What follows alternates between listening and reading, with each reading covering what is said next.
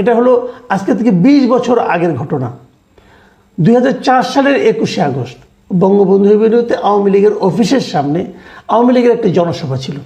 সেই জনসভায় গ্রেনেড মারা হয়, একটা না অনেকগুলো গ্রেনেড মারা হয় এবং সেই গ্রেনেড বিস্ফোরণে জনসংখ্যার মধ্যে জনসভার মধ্যে কিন্তু যেখানে লোকজন দাঁড়িয়ে ছিল, বসেছিল, জনসভা শুনছিল, সেখানে গ্রেনেড মারা হয় এবং একটা খালি ট্রাকের উপর দাঁড়িয়ে তখনকার বিরোধী দলীয় নেত্রী শেখ হাসিনা ভাষণ দিচ্ছিলেন এবং সেই ট্রাকের উপরেও গ্রেনেড মারা হয়। ট্রাকের ভেতরে একদম পড়ে না, আশেপাশে পড়ে যায় এবং সেই ঘটনায় 24 জন লোকের মৃত্যু হয়, 24 জন লোক নিহত হয় এবং 3 শতাধিক মানুষ আহত হয়। এদের মধ্যে আহত হওয়ার পরে সে ক্ষত নিয়ে পরবর্তীতে মারা যায় এবং তারপরে এখনও অনেকের গায়ে, অনেকের দেহে সেই গ্রেনেডের স্প্লিন্টার আছে, সেটা নিয়েই তারা জীবনযাপন করছে, পঙ্গুত্ব বরণ করেছে। এই যে মর্মান্তিক